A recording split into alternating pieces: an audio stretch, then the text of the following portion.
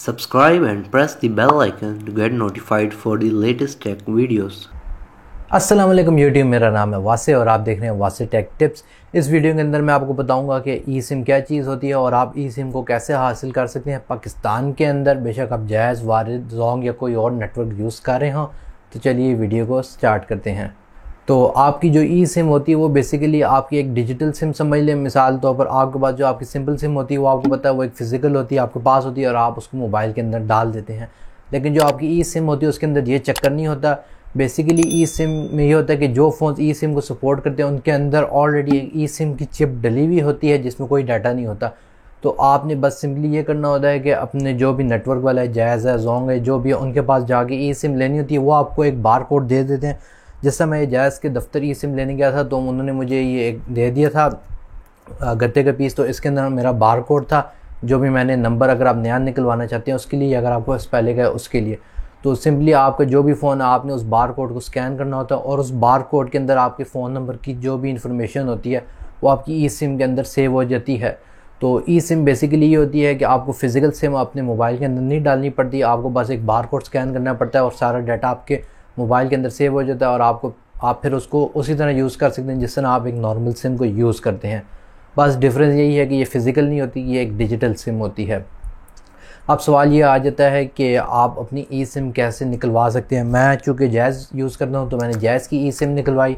अगर आप जोंग, वारिद या किसी और नेटवर्क को यूज़ करें उसके लिए प्रोसेस सेम है। तो आपने सिंपली ये करना है कि आपने जायज़ वालों की या जो भी आपका नेटवर्क वाला है उसके दफ्तर चले जाना है अपना ID कार्ड लेके। अगर आपका ऑलरेडी नंबर है पहले से उस पर और आप उसको ई सिम में कन्वर्ट करवाना चाहते हैं तो आप उनको बता देगा कि मेरा ये नंबर है और उसको मैं ई सिम में कन्वर्ट कराना चाहता हूँ। लाजमी नहीं है कि आपकी जो पुरानी फ़िज़िकल सिम है आप उसको लेके जाएं। मैं लेके गया था, उन्होंने वो मुझसे नहीं मांगी थी। अगर आप नया नंबर निकलवाना चाहते हैं तब भी प्रोसेस यही है कि आपको अपना ID कार्ड साथ लेके जाना होगा और आपको उनको कहना होगा कि मुझे ई सिम निकलवानी है। तो जायज़ की जब मैंने ई सिम कन्वर्ट करवाई या निकलवाई तो उसके उन्होंने मुझसे 500 रुपये लिए थे। हो सकता है जोंग वगैरह और जो बाकी नेटवर्क हैं उनका प्राइस डिफरेंट हो। तो जब आप ई सिम निकलवाने जाएंगे वो आपसे ये सवाल ज़रूर करेंगे कि आपके पास फ़ोन कौन सा है, क्योंकि ई सिम अभी फ़िलहाल iPhone XS और उससे ऊपर जितने भी मॉडल्स हैं वो सपोर्ट करते हैं। मैंने iPhone 12 Pro लिया था तो इसलिए मैंने ई सिम निकलवाई थी। तो ये चीज़ आपने देखना है कि आपके पास वो वाला डिवाइस है भी जो ई सिम को सपोर्ट करता है या नहीं। तो यही सिंपल सा प्रोसेस, आपने उनके पास जाना है, वो आपको एक बार कोड दे देंगे। इसके अंदर एक बार कोड पड़ा था जो मैं आपको शो नहीं करा रहा। तो मेन चीज़ आपने ये याद रखनी है कि जिस फ़ोन के अंदर मतलब जो फ़ोन ई सिम सपोर्ट करता है आपने उसी से इसका बार कोड स्कैन करना है, क्योंकि जब आप एक दफ़ा जिस फ़ोन पर बार कोड स्कैन कर दें वो बार कोड किसी दूसरे सिम पर किसी दूसरे फ़ोन पर काम नहीं करता। मिसाल के तौर पर मेरे पास एक फ़ोन है, उसमें मैंने इस ई सिम को एक्टिवेट करना है तो मैं उसके फ़ोन की सेटिंग में जाऊँगा और वहाँ से ई सिम का बार कोड स्कैन करूँगा और उस फ़ोन के अंदर सारी डिटेल्स आ जाएंगी। अब अगर मैं चाहता हूं कि मैं उस नंबर को किसी दूसरे मोबाइल फ़ोन पर यूज़ करूं, जो जिस तरह हम करते हैं कि हम सिम निकाल के दूसरे फ़ोन में डाल देते हैं तो दूसरे फ़ोन में हमारा नंबर आ जाता है। लेकिन ई सिम में ये नहीं हो सकता कि आप उसी बार कोड को किसी दूसरे फ़ोन पर स्कैन करें और वो हो जाए।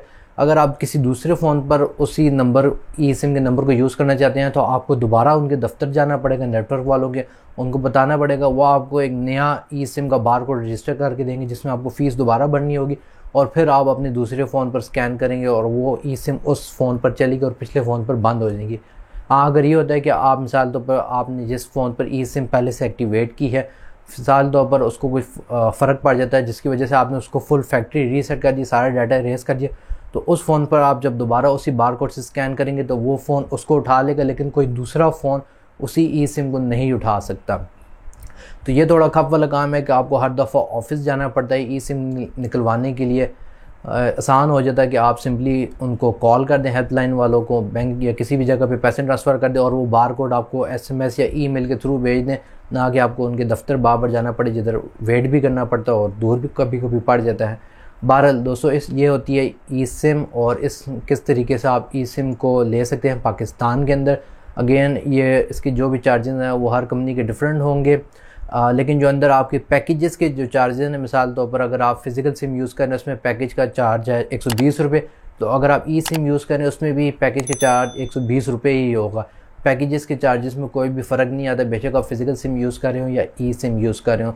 सिर्फ मेन डिफरेंस ये है कि आपकी फ़िज़िकल सिम आप एक्चुअली हाथ में पकड़ सकते हो और फ़ोन में डाल सकते हैं, जबकि ये जो आपकी ई सिम है वो एक डिजिटल वे है, यानी कि अब हम आगे की तरफ जा रहे हैं तो ज़्यादातर चीज़ें डिजिटल होती जा रही हैं। तो दोस्तों अगर आपको वीडियो पसंद आई उसे लाइक करें, शेयर करें। अगर आपके पास कोई भी क्वेश्चन है इस वीडियो के रिलेटेड तो उसे नीचे कमेंट सेक्शन में लिख दें, और अगर आपने मेरे चैनल को सब्सक्राइब नहीं किया तो उसे भी ज़रूर कर दीजिएगा। Thank you for watching and stay safe.